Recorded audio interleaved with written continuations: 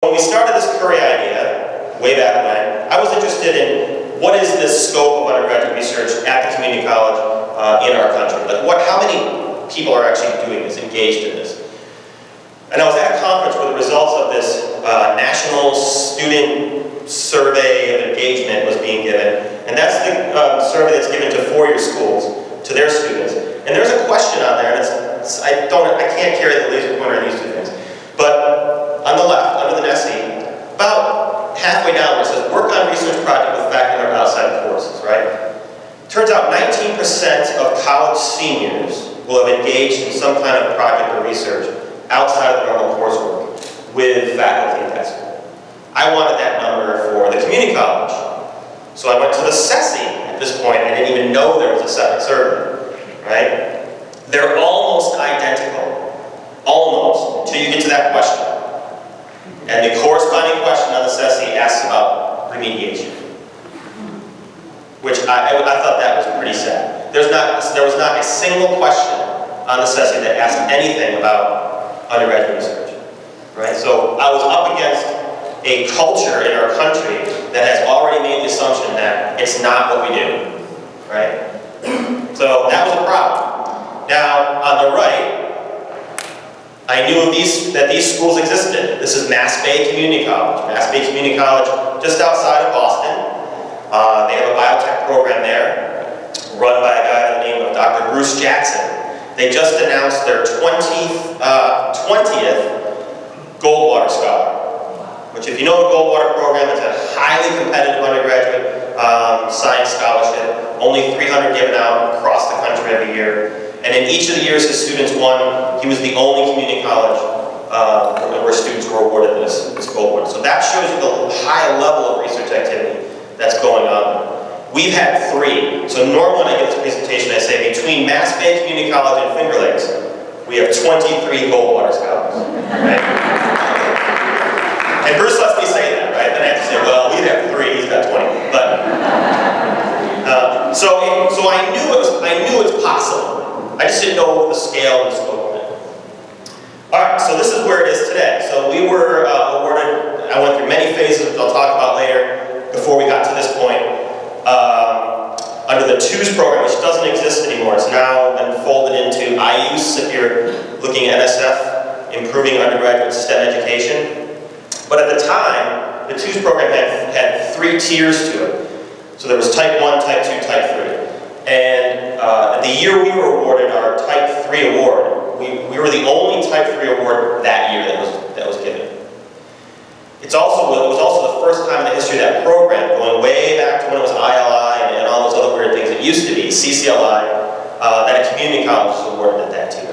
So we were a lot of firsts, which is good, but it's also meant there's a lot of attention on us, right? NSF is very interested in this project in terms of what the impact that we're actually going to be implementing. And we got into all kinds of publicity, which was great. You know, I was in science for the only time in my career and the only time I ever will be.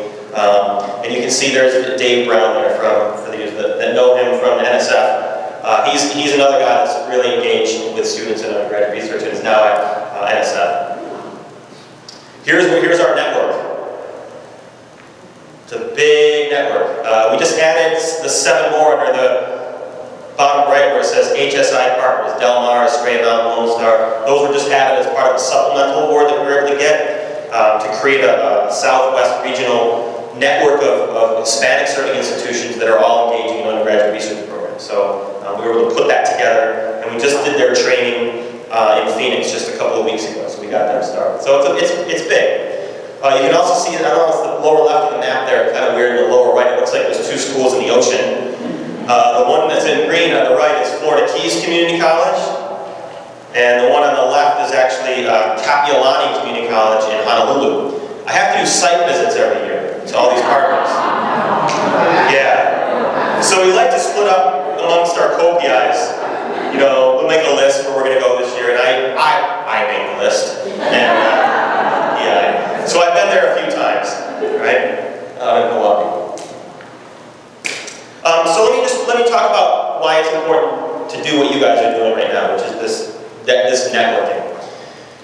and how important it is for you to build your programs, is to be engaged in these networks. I mean, really engaged, not just showing up and saying, wow, I really learned a lot of things, I'm going to go back and do my classes again, but really engaged. In the middle there is a, you're not supposed to be able to read this, you're just supposed to be able to see this big web, is a little green box. And that was when I started at Finger Lakes, and I got a phone call from a woman who was running an organization called BioLink, which is a network of two-year schools that have biotech programs in the country. NSF-funded ATE program for years, still a center. And she said, at the time, she was rattling off a whole bunch of stuff. If you know Sonia Wollman, then you know what I'm saying. It's hard to get the words to come together, but what I got was I was supposed to go to North Carolina for some meeting of biotech educators, so I went. And I was a month on the job at this point. And what I did was I recorded a meeting of 3 people that I met there. And a mentor of mine gave me this idea a long time ago. And for 3.5 years, I recorded every event that occurred as a result of meeting those 3 people. And I mind mapped it. And then I gave it to a person in the economics department and a local guy who I knew in the county who does economic development work. And I asked them to evaluate this for value to the institution. My engagement in this network, what's the value? I started my biotech program with $24,000. Now, if you have a biotech program, you realize that barely buys the consumables, right? So we were stretched. But I was told by these economic development folks that this network was worth about $1.2 million to my institution. Now, some of that's direct, right? To the one on the right, the branches going off to the right, at one point in there, we got a $10,000 donation of supplies from BioLink. So some of that's easy to measure. But I would not have had that donation if I hadn't met the person who already had the contracts and was doing the work. So this is the type of stuff where, by being heavily engaged in networks, you do grow quickly, much faster than if you're not. And so I told NSF that I'm going to build a network, right? This is important that we do this. Because if we don't, then what do we plug into? We have things like this, which is great. And there's a lot of states now that I think are doing more and more of this. And we need to all be thinking about doing more of this, because Curry can't fund everybody, right? But networks can be put together. All right, so we provide our partners with a program development map, and this is kind of the map that we developed as part of what we do when we're thinking about training institutions that want to do this. So starting with the education piece, there's a lot of there's now 2 publications from CUR, Council on Undergraduate Research, that are specific to community colleges. So undergraduate research at the community college, CUR now has 2 publications, 2 monographs. One just came out that you want to go and get. They're free, and again, they're specific to what's going on with community colleges. The self-study was really important to us, and we're finding this out with our partners. Remember I said we did this sort of root cause analysis, right? And that was us looking inside ourselves.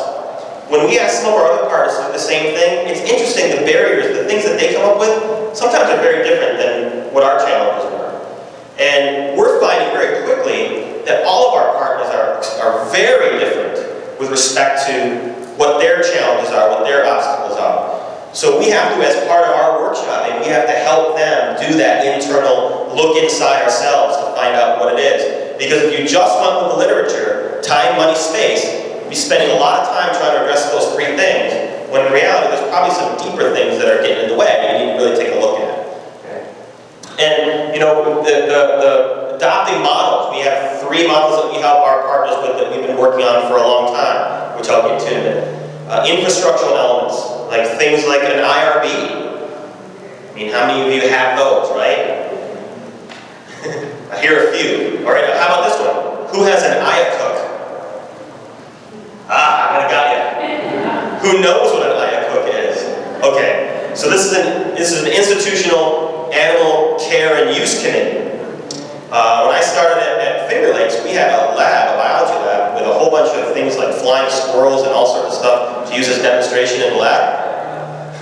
We were in violation of several federal regulations at that point. Yeah, you can't do that, apparently. So we have a lot of animal studies that we conducted, so we had to get an IAPA way to create one. And so some of these things you just have to do. This is what we help our partners with. And obviously, I probably should have put assessment at the top. If there's any assessment coordinators in here, you often like to think, right? You should think about assessment all along. not just at the very end, right? All right, so what are we unique with? We are not, what Curry does is we're not adding to the literature on the benefits of undergraduate education. We're just not. That literature is so rich that it would not make sense to try to reproduce some of those results.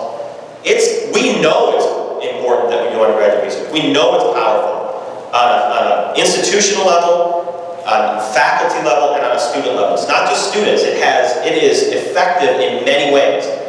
What we're doing, what we're adding that's unique, is models for doing this in the first 2 years that has a transfer piece on the end of it, right? That's unique to us. So we look at the uniqueness of us as being things that we can really address as questions that are currently out there.